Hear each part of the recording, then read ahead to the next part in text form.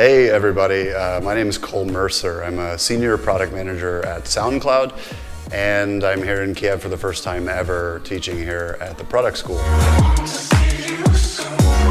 So I'm teaching 2 lessons here. The first one is about lean and iterative development, including minimum viable products and agile, Scrum, Kanban, this sort of thing. And the second one is about metrics. So what makes good metrics and how we work with metrics frameworks to keep track of success in products. Ready? All right. The first lesson that I covered was about lean and a minimum viable product. And to really understand this, we talked a lot about Kanban and Scrum and Agile and even Waterfall, but that's just to understand what lean and MVPs are. So then we really focused in on lean and MVP and talked about how we can validate a business need through doing tests and making an MVP, and how we might go about developing a piece of software or a product in a very lean way to not waste resources. The second lecture is on metrics and KPIs, or key performance indicators, and these are ways we can basically judge that something that we're doing, a new feature or a new product we're coming up with, is successful. This is important to define how successful we are iteratively when we're building on a product, but also when we're coming up with an idea in the first place, we need to know what we're looking to change and be able to measure that to know that our product is successful. Some examples of this sort of thing are users seen per month and per day, and retention rate, growth rate, these sorts of things. So we talk a lot about this. We talk about what makes a good metric and a bad metric. We're talking about some metrics that are used at companies like Facebook and Twitter and even SoundCloud.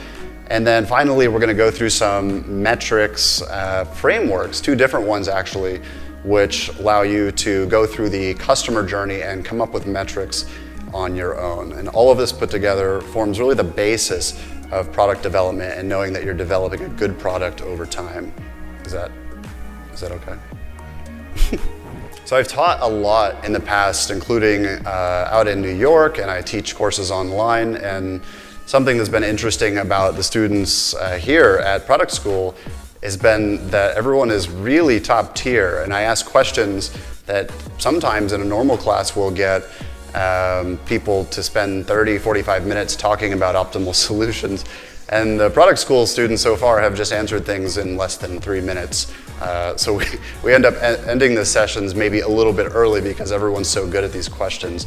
I've really enjoyed it, and we've had some really good conversations around not just what I've taught while I've been here, but also ongoing things in the world of product and product strategy. A piece of advice that I have for students that are looking into product development or product management is to look very carefully at your current KPIs, but also think outside of those KPIs and look at industry trends, competitors, and move in a strategic way so that you're not always limited to these KPIs you've come up with initially.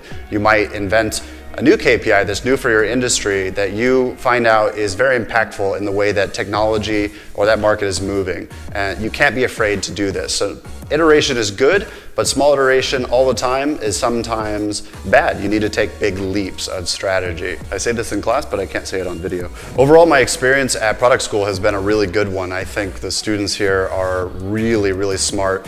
My experience in the past with people from Ukraine, working with them as remote developers, for instance, has been really awesome. And I just learned on this trip, since it's my first time here, that there's some products I use that are actually developed right here in Kiev that I had no idea. So it's apparent that the talent is really here. So for this reason, I find this product school initiative to be really a good one.